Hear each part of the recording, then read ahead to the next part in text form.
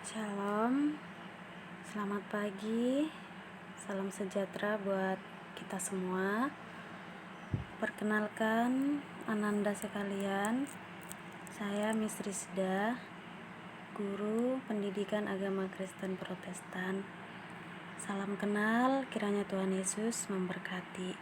Baiklah, kita akan belajar pendidikan agama Kristen oleh Miss Rizda Samosir.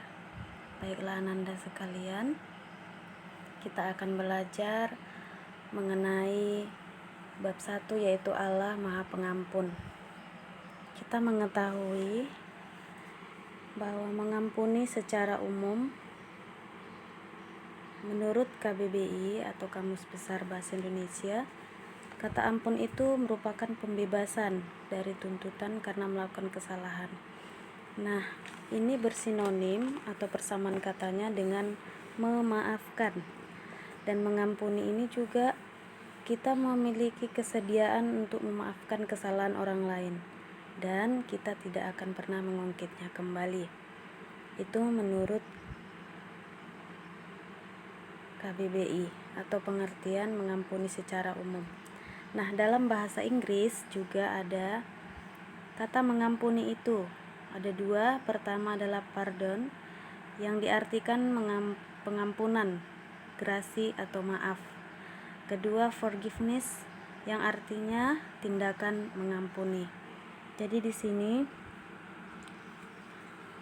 kita tidak merasa tinggi hati, egois dan sakit hati yang begitu dalam, tetapi kita mengampuni, memaafkan, dan kita tidak akan mengungkitnya kembali. Tidak ada rasa benci, marah lagi ketika kita sudah mengampuni. Begitulah pengertian mengampuni secara umum. Nah, bagian B yaitu pengertian mengampuni menurut Alkitab.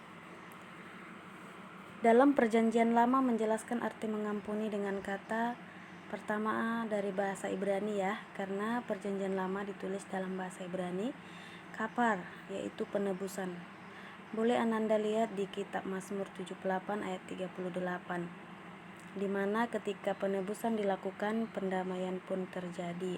Yang kedua, nasa, masih dalam bahasa Ibrani yang artinya membawa. Dalam Kejadian 18 ayat 24, yaitu tindakan mengambil dan membawa dosa pelaku agar tidak ada lagi dalam diri pelaku. Ketiga, salat, masih dalam bahasa Ibrani, yaitu mengampuni. Keluaran 32 ayat 32, yaitu tindakan memaafkan perbuatan yang salah. Dalam Perjanjian Lama ini tidak terlepas dari dosa manusia. Jadi akibat dosa manusia itu, hubungan Allah dengan manusia terputus. Karena itulah manusia membutuhkan pengampunan agar hubungan antara Allah dan manusia diperdamaikan. Nah, dalam Perjanjian Lama ini itu mendapatkan pengampunan dari Allah, tapi ada hubungannya dengan persembahan kurban. Nah, kita lihat dalam Perjanjian Baru. Dalam Perjanjian Baru, kata yang dipakai untuk mengampuni antara lain ada 4. Apolio dalam bahasa Yunani, yaitu membebaskan, melepaskan dalam Lukas 6 ayat 37. Kedua, karizomai dalam bahasa Yunani, artinya mengampuni karena anugerah dalam kitab 2 Korintus 2 ayat 7. Ketiga, paresis dalam bahasa Yunani, yaitu remisi, membiarkan dosa tanpa menghukumnya dalam kitab Roma 3 ayat 25. Dan terakhir yang keempat, apesis dalam bahasa Yunani, yaitu pengampunan, pembebasan dari hukuman atau tuntutan dalam kitab Matius 26 ayat 28. Nah, dalam konsep pengampunan Perjanjian Lama, Allah meletakkannya pada anugerah, di mana anugerah itu melalui Tuhan Yesus Kristus. Tuhan Yesus Kristus berkorban, mati di kayu salib agar setiap manusia memperoleh keselamatan. Melalui pengampunan, manusia dapat hidup berdampingan secara damai dan rukun. Tindakan mengampuni dapat memulihkan relasi antara Allah dan manusia, hubungan manusia dengan dirinya sendiri, dan hubungan manusia dengan sesamanya. Baik Ananda sekalian, kita juga belajar lagi, yaitu Allah menyelamatkan di dalam dan melalui Yesus Kristus.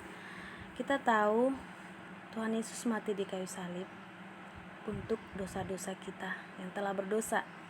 Yesus yang tidak berdosa harus disalibkan. Nah, demi menyelamatkan kita, umatnya. Kesaksian Alkitab tentang pribadi Yesus ada dua. Yesus adalah Mesias yang disebut sebagai juru selamat dalam kitab Lukas 2 ayat 11. Kedua, Yesus adalah Immanuel dalam kitab Yesaya pasal 7 ayat yang ke-14, merupakan jaminan perlindungan kuasa Allah di saat menghadapi bahaya. Nah, Tuhan Yesus adalah satu-satunya manusia yang tanpa bercelah, manusia suci yang layak menebus manusia dari dosa. Hanyalah Yesus Kristus melalui pengorbanannya di kayu salib. Nah, orang yang percaya dan menerima Yesus sebagai Tuhan dalam hidupnya akan diselamatkan. Pengampunan dan keselamatannya hanya ada di dalam Kristus. Baik Ananda, boleh buka link yang udah Miss buat di sini. Nanti boleh ditonton videonya bagaimana pengorbanan Yesus yang sangat luar biasa di kayu salib. Nah, apa bunyi di kitab Yohanes 3 ayat 16? Karena begitu besar kasih Allah akan dunia ini sehingga mengorbankan anaknya yang tunggal, yaitu Tuhan Yesus Kristus, supaya kita memperoleh keselamatan. Nah, karena Allah adalah kasih. Allah itu adalah kasih dan Dia sangat mengasihi kita. Baik, ini dia foto anak Tuhan Yesus disalibkan, di mana Tuhan Yesus harus menggenapi nubuat di perjanjian lama, karena hanya darah suci, darah Tuhan Yesus yang akan bisa menyelamatkan kita dari tuntutan dosa dan hukum. Baik, ini mengampuni adalah tindakan terpuji. Pengampunan akan membebaskan seseorang dari perasaan atau emosi negatif seperti sakit hati, benci, dan marah, sehingga hubungannya dengan sesama pulih kembali. Hubungan yang sudah dipulihkan ditandai dengan hidup berdampingan dengan rukun. Terima kasih Ananda sekalian, kiranya Tuhan Yesus memberkati. Shalom.